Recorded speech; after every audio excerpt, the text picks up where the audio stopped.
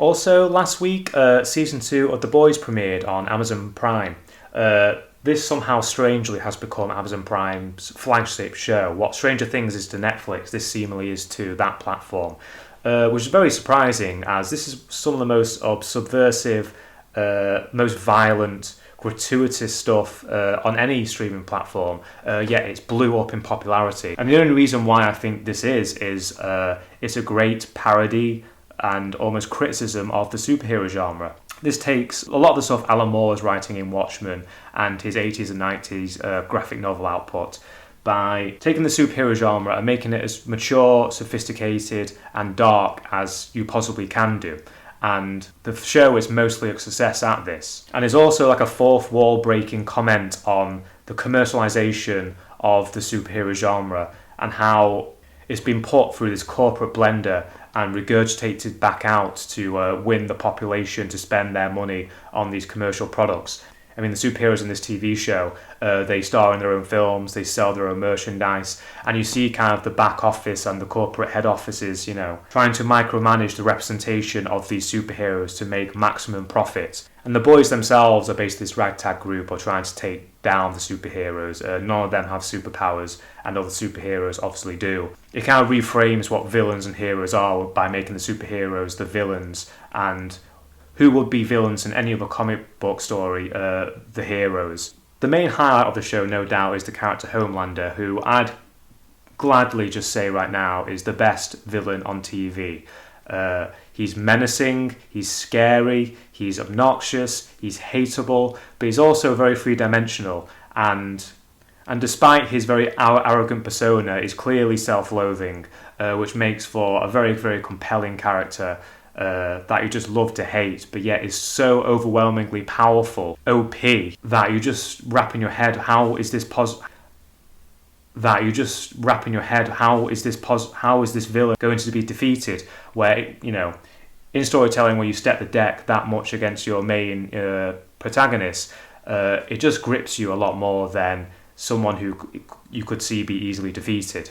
Now, this second season has clearly a bigger budget than the first season, which has benefited the show hugely. As you can see, financially wise, they were a bit restricted with like the superhero action sequences in the first one. Like there was a lot of dodgy CGI in there. But in the first 4 episodes, they've done these action sequences and set pieces that almost rival the stuff Marvel is doing, and sometimes even tops it by being a lot more creatively violent with them, where the family-friendly approach that the Marvel abides by kind of limits what they can do with the effects of superpowers. Like you see, brains bursting and bodies absolutely ripped apart and burnt alive, which, in a real-life setting, that definitely would happen if these heroes were capable of such powers. There's a lot of forward momentum in the script.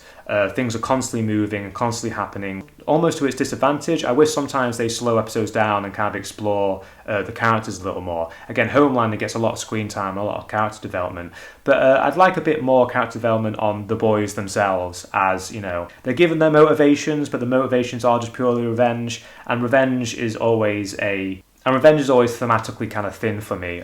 Sometimes I need something more to properly invest in the protagonists. But because the superheroes are so just damn hateable, you just want to see them be toppled over. There's some issues with it. The way it's graded and the lighting is very kind of overdone. I wish they could cool it on making everything look so contrasty and blown out. Sometimes it can be somewhat of an ugly show. But at the same time, you can say that it's almost a parody of how the DC films are, colour corrected, because it pretty much adapts the very Zack Snyder colour palette of his films and kind of places it in this. And the superheroes themselves are clearly a parody of the Justice League, which is obviously more DC. So I can see why you could use that as a defence. But again, I think this is more a successful Watchmen show than the actual Watchmen show that came out last year.